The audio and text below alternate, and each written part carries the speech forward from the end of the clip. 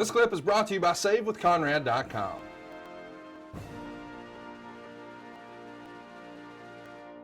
Your upbringing has been well documented in many publications, but why combat sports is your outlet? I think just like with sports, when I was in high school, I became relevant. Like literally, I wasn't this kid that everybody looked hindsight at, and they would, keep their daughters from you and don't want your kids to hang out with you. And, all of a sudden I became popular. Like I was really relevant now. I wasn't this punk kid in the group home. And so as I started getting more, I went, obviously I broke my neck, but, 2.5, 3 years later, I'm playing college football again. I'm back out there doing my thing. And I'd always knew that I didn't know, because I always thought in my head, I wanted to be a professional football player. I wanted to play in the NFL. That was my dream. And that's where I was going. But because of the circumstances after playing college ball, universities not touching me because of the broken neck, there's no way that anybody would take that risk knowing I had the broken neck, right? So I had to go in a different direction.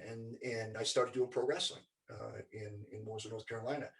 And so then I ended up having a shot over in Japan at Baba's group. I did well there. But then I met some people from the Pancrase organization, which was the UWF at first. And I did a tryout there. And that's the first time I ever really had my ass handed to me, was over in Japan. And it was chokes and leg locks. I'd never seen this stuff before. And in my head, I was like, oh my goodness, this is like special. And so, again, like I said, all of that direction and where I was going was because I knew that sports was what I was and how I was going to be successful in life. My journey in life was through sports. What kind of sports? Was when doors were opening and closing, and then I just walked through the doors that were opening. But every single time the door was open, I was always prepared for whatever was behind that door. I'm fascinated by your story starting in North Carolina in professional wrestling. Did you grow up as a wrestling fan, and how in the world did you find Nelson Royal School? There's a whole nother journey there too. My father was a big time wrestler, Bob Shamrock, the one that owned the group home. And he used to have wrestling on all the time. And of course, as a freshman or watching and stuff like that, it was kind of like, wow, it was intriguing, but there was always that thing in the back of my head, like, that can't. Then by the time I got to be a sophomore or a junior, I was like, okay, that's not real. So I veered away from it. Like, I was like, okay, that's silly, right? So I started going towards the other stuff. I did the same thing too, Ken. Yeah, you're like, okay, I'm the real deal, man. That stuff just, when you're younger, you're like, oh, and you start figuring it out. It's like, okay, come on, that stuff's fake. And yeah, fake. So I started gravitating towards more of the real stuff. But my father was always a wrestling fan, and he would always keep me involved. And I did it because I loved my relationship with my father. And so we would always have that time of watching wrestling or doing certain things when he wanted to spend time with me. And so we ended up doing that. Well, then I came to a point where I was fighting in the UFC, and they were getting killed with lawsuits, people shutting them down. Every town we would go to, you get these peace, love, and granola bar people come in and say it was too violent, and governor would come down to get his name on TV, and it just became a political mess. And so they spent a lot of money trying to get it. So I ran into a roadblock. Like, I couldn't make the money I needed to be able to support my family. And my family came first. My family, my kid, that all came first. And I always said that I would never do what my family did to me. And so I said, your decisions were based on your family, right? Absolutely. There was no other thought process. And so when I couldn't make the money I needed to, I kept my dojos open because I wanted my guys, the guys that were fighting, like Guy and Mikey Burnett and Jerry Bolander and Pete Williams and Frank, my brother, all those guys that were in the gym. I didn't want to shut it down. Like, those guys, I had already done quite a bit. Those guys were still doing things, and I wanted to make sure they had a place to go to train and a place to learn. So I had to figure something out so I could keep this world that I had built going, even though I couldn't be involved in it. Right. And so I started searching and trying to figure out. My dad said, hey, you should go to pro wrestling, man. And I was like, come on, Pop. I said, well, how am I going to do what I do in pro wrestling? He says, you can. I was like, what are you talking about? He goes, you just go in there and you just do like you do in practice. Like, you go in, you're not trying to hurt nobody, right? In practice, you're going through steps or moving, you're doing this, putting holds on, but you're not breaking anybody's arm or legs, and you're not knocking people out. You're sparring with them. He says, that's what wrestling's in. That's what wrestling is. And I was like, are you sure? He goes, yeah. Of course, that's not quite how it was, but just ask Vader when I had my first match with him. We're going to get to that later. Yeah. So, I said, okay, let me do that. And so I remember we found Buzz Sawyer, and he was in Sacramento. I was in Reno. It's a few hours drive. We would go up every weekend, and we were supposed to be practicing. And at this time, he was going to Japan. And so I remember I got there, and it was probably, I don't know, 2-3 weekends, we didn't do anything. I mean, he had us going in this gym inside a racquetball court with mats down, taking bumps and not learning anything. And then he came to me because one time he rolled with me, like we wrestled. And I got the best of him. And trust me, it wasn't easy. Buzz was a stud. I mean, he was a stud, man. So he was a stud, because it was the only reason why I got the best of him was because he got tired. I mean, I literally pushed him, but it was like a stalemate the whole time until he started slowing down, and that was probably 5-7 minutes in, and then I started getting the best of him. So he gave me a go, big time. And so then he said, hey, came to me and he said, hey, I got a business proposition. And I said, oh yeah. He goes, I'm going to start tryouts. And this is my first experience with any kind of tryout. He goes, I'm going to invite some guys in. And he says, I'll tell you which ones I want you to let pass and ones I don't want to pass. I was like, okay. He says, he didn't tell me how much he was charging them. He was charging $1,200 and he was giving me $300. Wow. So he would bring these guys in. It was a lot of guys, and there were some big dudes. One guy was called Horace. He was like 260 pounds. He used to play football. Just a lot of big dudes that came in, and he would point these guys out and go, okay, I don't want him to pass, I want him to pass. And then he would go to some little guy and he said, I want him to pass.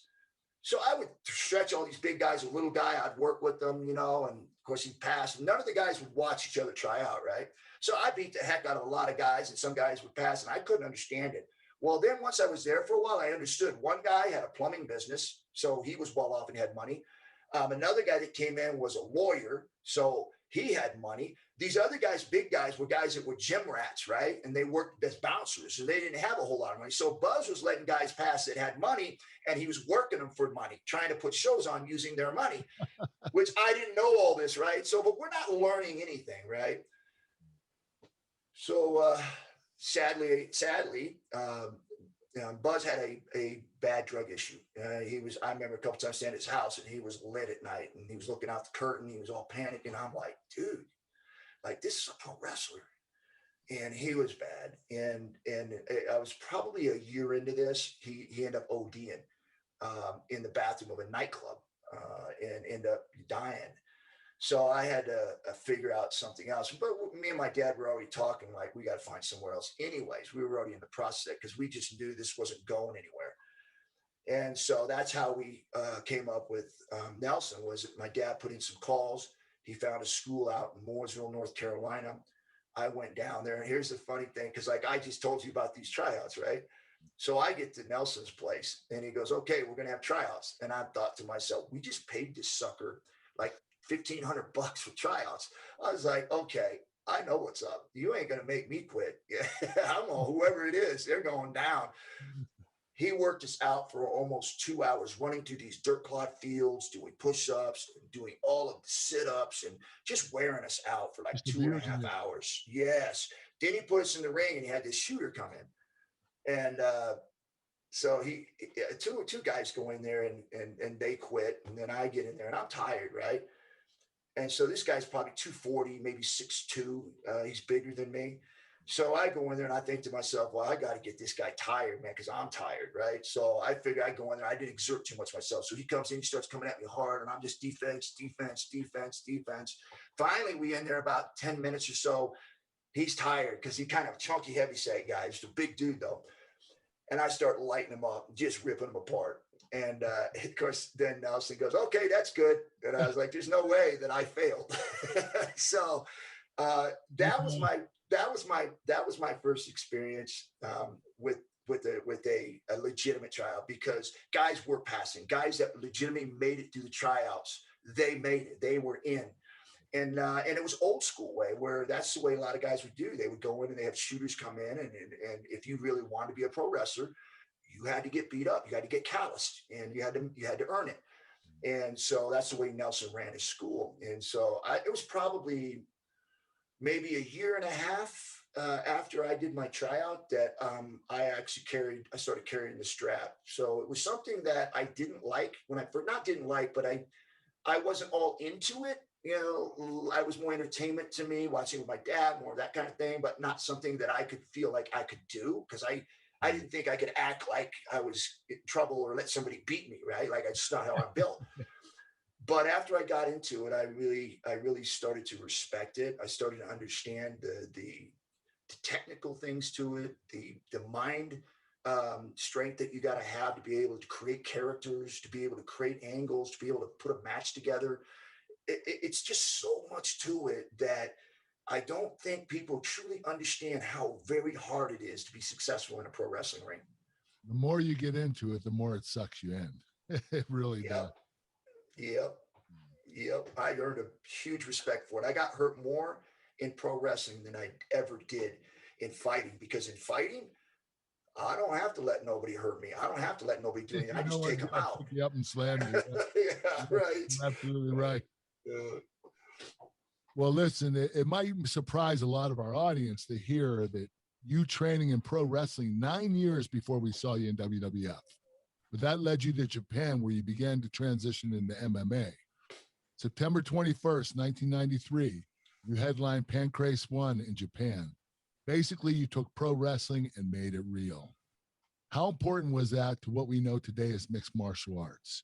And did it ruffle a lot of feathers in the pro wrestling community? Yeah, it does. Anytime that you make a change, especially when you do something for a long period of time, change is hard, and change hurts people. But at the same time, change is necessary in order for you to get better or to create better things. You have to think outside the box and go beyond what most people think is normal. And so I remember when we were doing what we call hybrid wrestling, and that was really a predetermined ending, but everything in between that ending and the beginning and the ending was like a sparring match. Like, you were literally hitting people. You were literally putting submission holds on, but you catch and let go, catch and release, like catch wrestling. Mm-hmm. And then the ending always was predetermined, but there was a lot of times some guys didn't make the ending because they didn't have what it took. So some guys would get knocked out. Some guys would just get exhausted and couldn't continue. So you just, okay, I'll take the finish. So it really pushed pro wrestling and pro wrestlers to be at another level. You came into the UWF or Fujiwara Gumi, you didn't come in with the pro wrestling mentality. You came in with the mentality of being a shoot wrestler. Because you couldn't come in and sell things, because if you did that, a guy would just eat you up. So it was, especially in Japan, it changed the culture of what people were used to seeing in pro wrestling.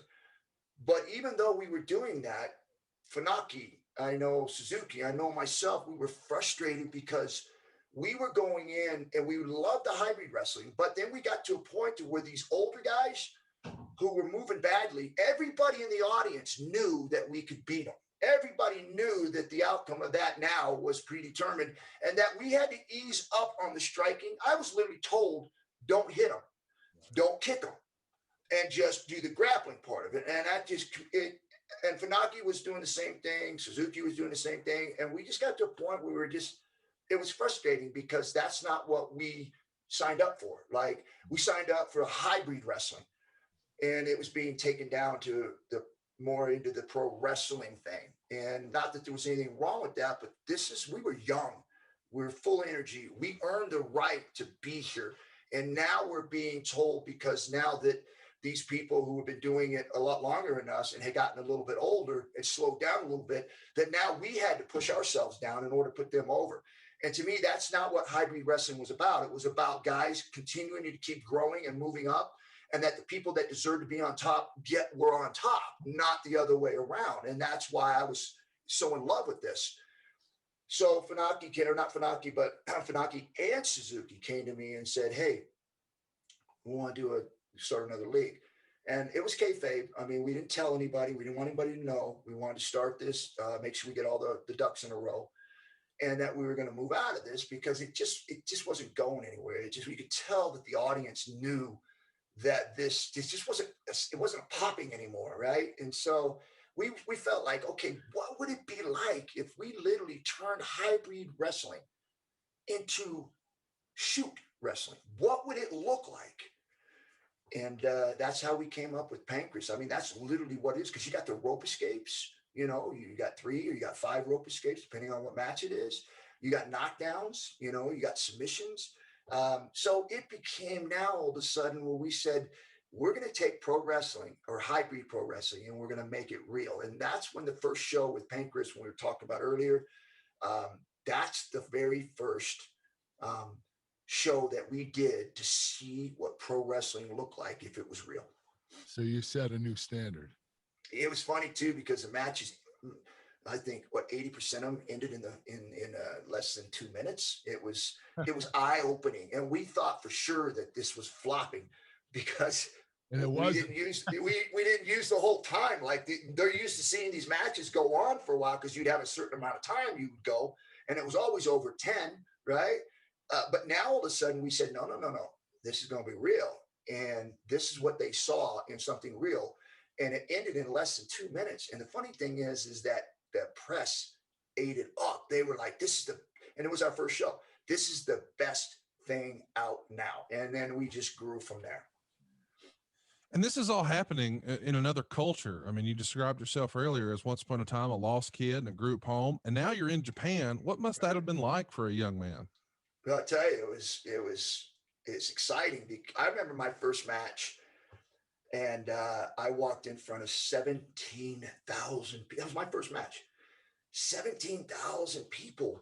And I remember going in there, my very first match, I won. Obviously, that was the hybrid wrestling that we were doing. And because of what I was doing in the gym, I had the honors because I had to shoot on somebody to see who would go over. And I won. So when I got into my first match, and it was this guy who was kind of a mid-carder guy. He was pretty good, but not great. And I was just so strong. I had good wrestling skills. I was able to ground him down. But in that actual show, the ending was predetermined. But if you watch the match, you couldn't tell that. And at my first match, it went over big. And then after that, I was always main event or semi-main event. Never, ever after that was I below that, unless it was a tournament, obviously. And obviously not too long after that, the UFC becomes a thing here in America. And that was really like the wild, wild west. It was almost like fantasy booking. You know, what would happen if a boxer fought a wrestler? That was the wild, wild west back then in MMA, was it not?